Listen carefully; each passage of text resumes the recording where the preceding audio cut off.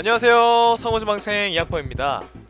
네, 아시는 분들도 있을 테고 모르시는 분들도 있을 테지만 제가 8월 1일부터 8월 4일까지 3박 4일간의 일본 여행을 다녀왔습니다. 일본 여행 중에 굉장히 재미난 일들이 많았거든요. 그래서 이번 영상은 이제 그런 재미났던 이야기들을 녹음하는 시간을 가져보려고 합니다. 자, 처음 하는 라디오 방송 굉장히 떨리고 긴장되지만 열심히 해보겠습니다. 재밌게 봐주세요.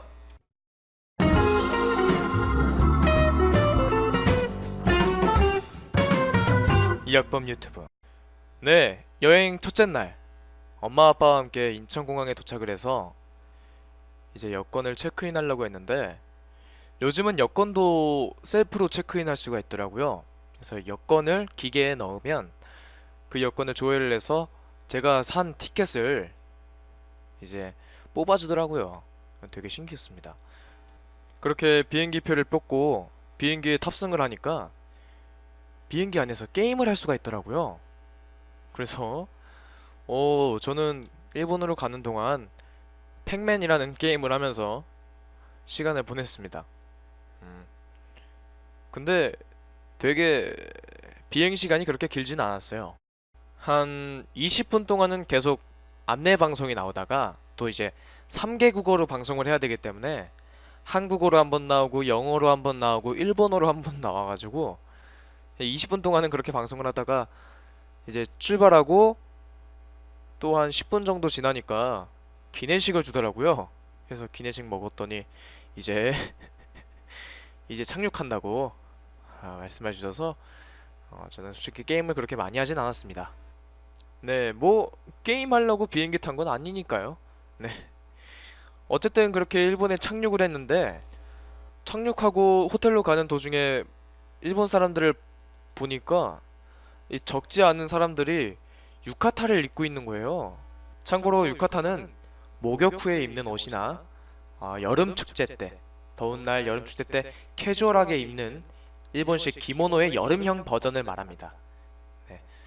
근데 그 옷을 지하철에서 입고 있었으니까 좀 오늘 무슨 날이구나. 그래서 네이버에 검색을 해봤어요. 근데 오늘이 제 56회 니시니폰 오리 불꽃놀이 축제 날인 거예요.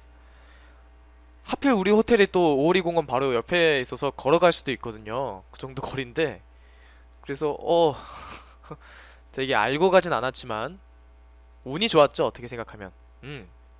또 오오리 공원 바로 옆에 관광지인 후쿠오카 성터가 있어가지고 그 성터에서도 불꽃놀이를 볼 수가 있었어요. 그래서 저희 가족은 이제 후쿠오카 성터까지 걸어가서 거기 위에서 불꽃놀이를 관람한 후에 오오리 공원 주위를 삥 돌아서 다시 호텔로 왔습니다. 네. 걸어다니는 도중에 이제 아이스크림 자판기가 있어서 거기서 아이스크림도 꺼내 먹었는데 저는 민트 초코 맛을 좋아해서 먹었는데 우리나라 같은 경우는 이제 베스킨라빈 서리원에 가야 먹을 수 있는 민트 초코 맛이 자판기에서 그냥 나오길래 너무 반가웠습니다.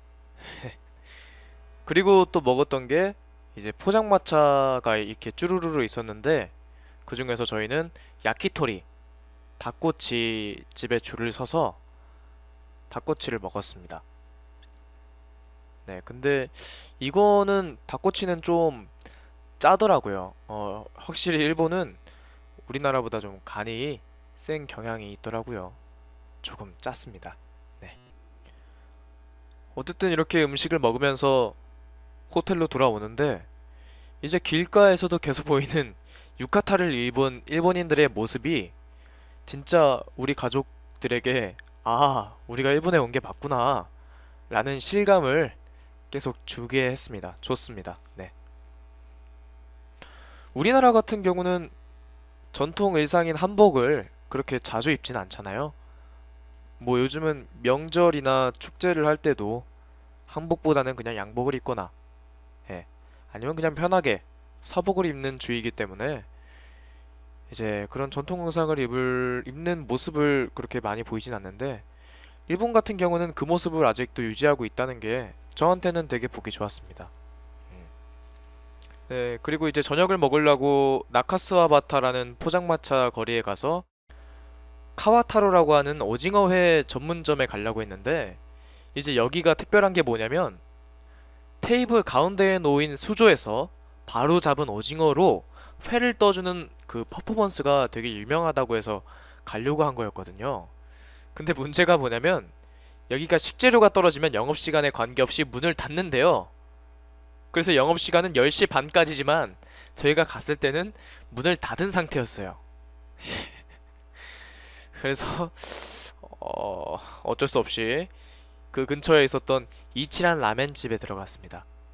이치란 라멘집은 그 좀 특이하게 거기도 줄을 서서 들어갔는데 이제 주문을 받았어요. 주문을 받는데 뭐 매운맛, 중간맛, 약한 맛 이렇게 있어가지고 내가 먹고 싶은 맛의 라멘에 동그라미를 치면 저한테 맞게 주문 제작을 해주는 형식이었어요. 뭐 파는 적게 주고 조금 넣고 많이 넣고 아니면 뭐 마늘 양을 조절할 수 있다거나 이런 식으로 되게 많은 선택 사항이 있어가지고 저는 저한테 맞게 맞춤해서 먹었는데 이거는 다른 음식보다 일본에서 먹은 다른 음식보다는 되게 안 짜고 맛있었습니다. 네. 그리고 이제 일본에서 제가 꼭 먹어야겠다고 생각했던 그 음료수 라무네라고 하는 구슬 사이다가 있어요. 탄산을 보존하기 위해서 병뚜껑을 사용한 게 아니라 구슬을 이용해서 만든 그 병에 이제 음료수가 있는 건데 한국에서는 구하기가 어려워서 어렵다고 하더라고요. 그래서 일본에 왔으면은 내가 그거는 꼭 먹어봐야겠다 했는데 이치란 라멘에서 그냥 팔더라고요, 음료수를. 그래서 엄마 아빠는 이제 맥주 드시고 저는 그 라무네를 먹었는데 맛은 진짜 뽕따의 탄산 는맛 아, 그거였고 뭐 병이 특이하긴 했어요. 그 안에 구슬이 있어가지고 이제 마실라고 이제 병을 이렇게 기울이면 그 구슬이 입구를 막아서 되게 답답하게 나옵니다. 사이더가 찔끔찔끔 나와. 음, 그건 좀 별로였지만 그래도 색다른 경험을 할 수 있었습니다. 네, 그렇게 저녁을 먹고 다시 숙소로 돌아와서 이제 휴식을 취했습니다. 네, 그렇게 우리 여행의 1일차는 그렇게 막을 내렸고요. 첫날부터 불꽃놀이도 보고 되게 많은 경험을 했던 어떻게 보면 우연이었는데 정말 운이 좋아서 많은 경험을 했던 날이었습니다. 감사합니다.